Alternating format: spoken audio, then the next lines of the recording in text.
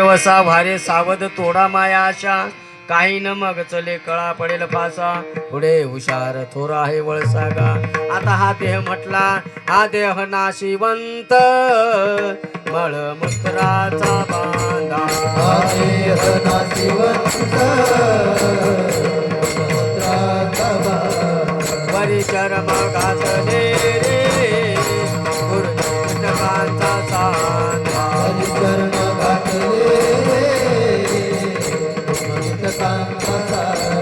रव रव दुर्गंधी रे मंगळतेचा बांधा रव दुर्गंधी रे मंगळतेचा बांधा स्मरेत हरिहारा शरण जाय रे गोविंदा हरेच्या हरिहरा शरण जाय रे गोविंदा हरे देवदासा सोंगोले बाळा निज ज्ञानी निज पारे लक्ष लागो दे डोळा हरे देवदासा सोंगोले हा देह नाशिवंत मळमूत्राचा बांधा वरी चर्म घातले रे कुर्मी कीटकांचा सांदा रव रव दुर्गंधी रे अमंगळ तिचा बांधा स्मरे त्या हरिहरा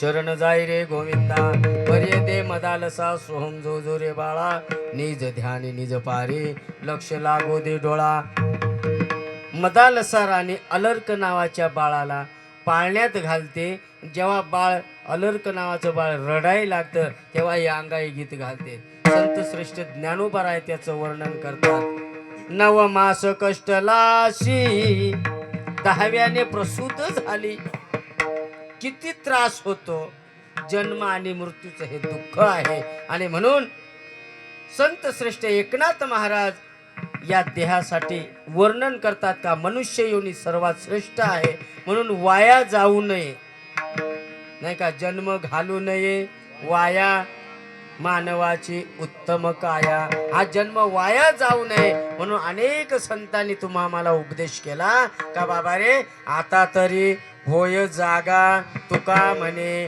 पुढे दगा नाही का आणि म्हणून संत श्रेष्ठ एकनाथ महाराज सांगतात फुलातला सुगंध निघून गेल्यावर फुलाला किंमत नाही देहातला आत्मा निघून गेल्यावर देहाला किंमत नाही पण जोपर्यंत देहात आत्मा आहे तोपर्यंत तुम्ही आम्ही काय केल्या पाहिजे तरी झडझडोनी वाहिला निघ ये भक्तीची या वाटे लाग मग पावेशी अव्यंग निजधाम माझे अर्जुना तू काय कर का तू मात्र मला शरण ये अनन्य भावाने मनमना भवमद भक्तो मध्याजिमाम नमस्कुरु अशा नियतीने अशा पद्धतीने तू मला शरण ये त्यावेळेस या मनुष्य देहाची सार्थकता काय आहे हे तुम्हा आम्हाला कळेल का हो नाथ बाबा तुम्ही एवढ्या कळकळीने सांगता का सांगतात का बाबा हा जो नर देह आहे ही तुमची आमची संपत्ती नाही जशी मंदिर आहे मारुतीरायाचं मंदिर प्रत्येक गावामध्ये आहे ते एकाची प्रॉपर्टी नसते ही सार्वजनिक असते सर्वांसाठी आहे म्हणून सार्वजनिक तसं तुमचा आमचा जो हा देह आहे तो माझा जरी म्हटला पण तो माझा नाही तुमचा आमचा देह माझा नाही हे चौघांची संपत्ती आहे कसं मुलगा म्हणतो हा देह माझा आहे बाप म्हणतो हा मुलगा माझा आहे यम म्हणतो हे शरीर माझं आहे आणि 5 तत्वाचं शरीर आहे म्हणून 5 तत्व म्हणतात हा देह माझा आहे किती झाले चौघे झाले ना म्हणून याला सार्वजनिक संपत्ती म्हणतात एकाची नाही मग हा जो काळ आहे ना हा सतत वाट पाहतो किती वेळ उरला जवळजवळ 11:15 होत आले म्हणून हा जो काळ आहे ना हा घडोघडी वाट पाहतो अभंगाच्या 2ऱ्या चरणात म्हणतात घडोघडी काळ वाट याची पाहे घडोघडी काळ वाट याची पाहे घडोघडी काळ वाट याची पाहे घडोघडी काळ वाट याची पाहे घडोघडी काळ वाट याची पाहे घडोघडी काळ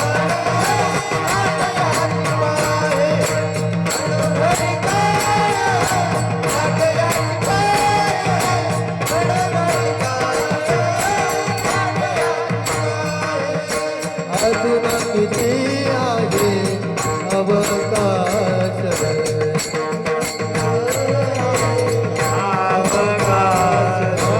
अजून किती आहे अवकाश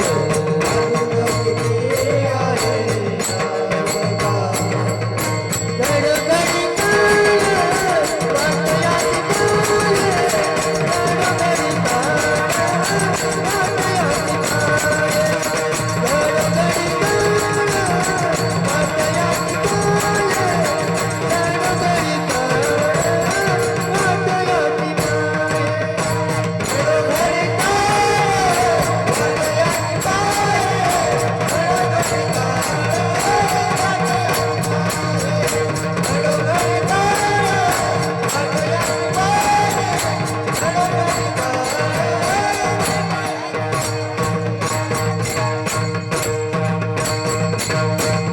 घडोघडी काळ वाट याची पाहे अजून किती आहे अवकाश अरे मना शोक करशी किती ही तव वायाची धन संपत्ती आयुष्य भविष्य नाही हाती अरे मना 14 चौकडी अलंकार नाथा एक अर्बुद साठी कोटी देखा 9,10,000 मापा तया हिरण किशपा काय झाले अरे मना शोक करशी किती किती शोक करायचा एक अर्बुद साठी कोटी देखा ही संख्या आम्हाला सुद्धा जमत नाही आपल्याला जास्तीत जास्त अब्ज 10 अब्ज खर्व निखर्व पुढे शंकू त्रिशंकू अशी गणिताचे प्रकार मग एक अर्बुद साठी कोटी देखा नाही का एक अर्बुद 60 कोटी 9,10,000 आणि तया हिरण्यक्षपा काय झाले तो सुद्धा गेला 14 चौकडिया लंकानाथा 14 चौकडिया रावणाचं आयुष्य 4 युग आहेत नाही का सत्ययुग द्वापार त्रेता हा कलियुग आहे आता कलियुगाची संख्या किती आहे 4,32,000 5,500 वर्ष आतापर्यंत झाले आता झाले तरी बरीच लोक बिघाडली मग आपण कलियुगावर धावतोय कलियुगामुळे हा असा झाला कलियुगामुळे काहीच झालं नाही पण एवढे आयुष्य अशी चतुर्युगी झाले 4 गुणिले 71 जी संख्या येईल तेव्हा एक चतुर्युगी नाही का मग अशा चतुर्युग्या झाल्या ना गुणिले 14 करायचं तेव्हा 14 चौकडिया लंका नाथा पण तेही गेले मृत्यूपंथा तुम्हाला इथं राहता येणार नाही याला कलियुगात नव्हे या मृत्यू लोकामध्ये जो जो आला त्याला जावं लागणार येथे उरो आले नाही अवतार इतर पामर जीव किती आहे का नाही अवतार देवाचे अनंत अवतार घेशी भक्ता कारणे ते सुद्धा इथे राहिले नाही मग तुम्ही आम्ही राहणार आहोत का मृत्यू लोकाचा नियम आहे जो आला त्याला जावंच लागणार सोपं उदाहरण देऊ का कीर्तन झाल्यावर तुम्ही इथेच थांबणार का जो आलाय त्याला आम्हा इथून जावंच लागणार नियम आहे तुमचा आमचा मृत्यू लोकामधला आणि म्हणून घडोघडी काळ वाट याची पाहे अजून किती आहे आयुष्य मोजाया बैसला मापारी बैसला शेजारी काळ उभा पाहतो उंदीर घेऊन जाय बोका तैसे काळ लोका नेताशे तशी तुमची आमची गत आहे तुम्हा आम्हाला जावंच लागणार आहे आणि म्हणून संत श्रेष्ठ एकनाथ महाराज किंवा आदी करून जे जे संत झाले त्यांनी तुम्हा आम्हाला सांगितलं का बाबा रे उठा जागे भारे आता स्मरण करा पंढरीनाथा भावे चरणी ठेवा माता चुकवी व्यथा जन्माच्या धनदारा पुत्रजन बंधू सोयरे पिशून अवघे मिथ्या हे जाणून शरण रिगा देवासी आहे का नाही